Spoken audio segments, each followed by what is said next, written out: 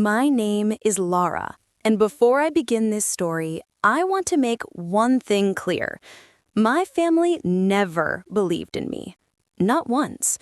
But they believed in controlling me, shaping my every move, telling me who to be and who not to be. From the outside, my family looked perfect, successful, respected. The kind of family that gives inspirational speeches at community events. But inside, we were a masterclass in manipulation, emotional punishment, and quiet cruelty. It all started 3 years ago. I was 22, fresh out of college, carrying dreams so big I could barely hold them. Dreams my family dismissed as naive, unrealistic, embarrassing, or my favorite, "You're just a girl, don't think too high." I had an idea, a business model I believed could change everything. A subscription-based lifestyle brand with personalized plans for young women and financial struggles. But when I pitched it during a family dinner, my father looked at me like I had asked him for the moon. "This is why you should have studied something sensible," he said. My mother nodded. My older brother smirked. My sister rolled her eyes. But I didn't give up. I started working secretly. Late nights, early mornings, freelance jobs, part-time work, saving every dollar to build my dream. And then came the day everything exploded. One morning, I woke up to a text message from my mother. "Family meeting, now." I had no idea that message would lead to the biggest betrayal of my life. When I entered the living room, everyone was already sitting. My father expressionless, my mother pretending to be calm, my siblings trying not to smirk. Something was wrong. Very wrong. My father finally spoke. "Lara, we've made a decision." I braced myself. "We're cutting you off financially. No more support, no more help. You need to learn responsibility." The words sliced through me. Cut me off? Now? When I was finally getting close to launching my project. I tried to stay calm. I asked them why. My mother answered with the sweetness of a woman who knows she's hurting you on purpose. "It's for your own good, honey. You rush too much. You think too big. You need discipline." I realized something then. This wasn't about teaching me responsibility. This was about punishment. Punishment for daring to be different. Punishment for dreaming without their permission. They thought cutting me off would break me. They had no idea I was already standing on the edge of a life they could never imagine. And that was only the beginning. The first few weeks after they cut me off were brutal. Rent, food, bills, everything hit me at once. But I refused to quit. I took more freelance clients. I worked in cafes, co-working spaces, even buses, anywhere I could open my laptop. My schedule was insane, but my fire? It never dimmed. I remember nights when I cried silently while editing proposals, days where I hadn't slept properly, moments where I doubted everything. But every time I reached the edge of giving up, I reminded myself, I'm doing this for me, not for them. Then something unbelievable happened. A major U.S. investor, someone I idolized, responded to my pitch deck. She loved the concept. She requested a meeting. That meeting changed everything. She offered mentorship, office resources, and eventually funding. My startup became real. But success didn't come without chaos. The company grew fast. Too fast. Customers poured in. We hit financial milestones at record speed. Articles started circulating. Blogs covered our journey. But I kept a low profile. I never told my family. Not yet. Months passed. and my life transformed in ways my family never expected. While they thought I was struggling, I was signing deals, hiring a team, launching a brand seen across the country. Then, the universe handed me an opportunity so poetic it almost felt scripted. My father's business, a local supply company, was failing silently. Bad investments, poor management, internal conflict. They were desperate for help, desperate for a lifeline, desperate for the very thing I now owned. Because one of the companies they depended on, one of the companies they needed to survive, had just been purchased by me. I still remember the day the acquisition papers were signed. The moment my signature hit the document, a wave of power, not revenge, not ego, but self-respect, washed over me. My lawyer looked at me and said, "Congratulations, Lara. You now own their biggest supplier." I smiled softly, not out of pride, but out of poetic justice. Still, I wasn't planning on using this against my family. Not yet. I wanted to grow silently, let karma play at its own pace. But karma didn't wait long. One evening, I received a call from an unknown number.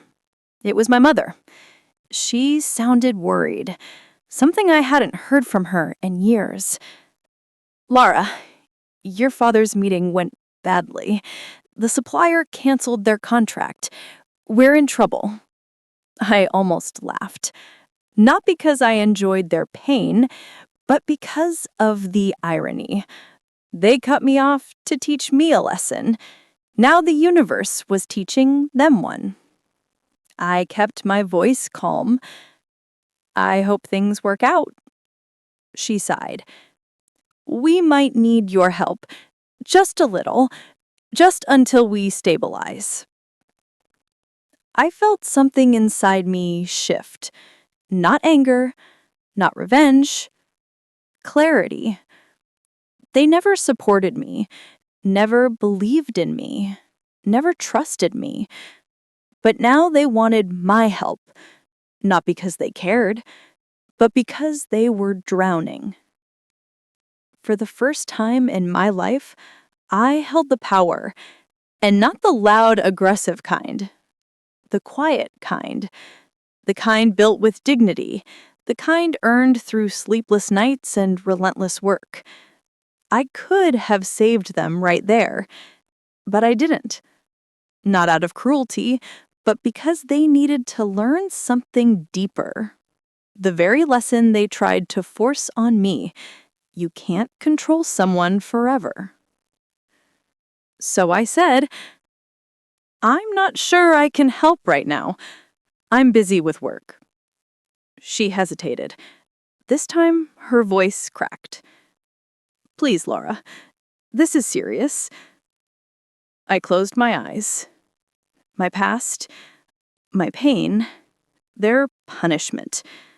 Everything flashed before me. Then I whispered, "I'm sure you'll figure it out." And I ended the call. It was the first boundary I ever set in my life. A week later, things collapsed further. Their business was hanging by a thread. Clients leaving, bills unpaid, supplies delayed because my company had paused shipments during transition. Then came the twist. My father requested a meeting with the new owner of the supplier. A meeting with me. He had no idea. I walked into the conference room early, sitting quietly, waiting. When my father entered, he didn't notice me at first. He paced nervously, checked his watch, wiped his forehead. Then I spoke. "You're early." He turned and froze. His eyes widened, his hands shook. Then I smiled gently. "This is my company." Silence. heavy, suffocating silence. My father looked like a man watching his entire belief system crumble. The daughter he dismissed. The daughter he mocked. The daughter he punished. Now owned the one company he needed to survive. He whispered, "You bought it?" I nodded. "Months ago." He sat down slowly. "Why didn't you tell us?" This time, it was my turn to hold the power of silence. Then I said, "Because I wanted to grow without being mocked, without being discouraged, without being told I wasn't enough." He swallowed hard. "We need your help." I breathed in deeply. "You cut me off to teach me a lesson. Now it seems life has given you one too." But I wasn't heartless. I wasn't them. So I said, "I'll help, but not because I owe you. I'll help because I believe in humanity, even when my own family doubted mine." His eyes softened. For the first time in my life, I saw humility in him. I offered them a deal. Not a free pass, not a rescue. A partnership. We set clear boundaries, clear roles, clear respect on both sides. It wasn't easy. Old wounds don't heal in a day. But something changed that afternoon. They finally saw me, not as a child, not as a girl with big dreams, but as a woman who fought for her place in this world. And maybe that was the real victory. Not owning a company, not saving them, but earning something far more valuable. Self-worth. So, here I am today. Stronger, wiser, not bitter, just healed. If you're listening to this and your own family underestimates you, tries to control you, tries to shrink your dreams, remember this. You don't need their belief to become extraordinary. You just need your own. And one day, the same people who doubted you will witness the life you built without their permission. Because success isn't just about rising. It's about rising above what tried to break you.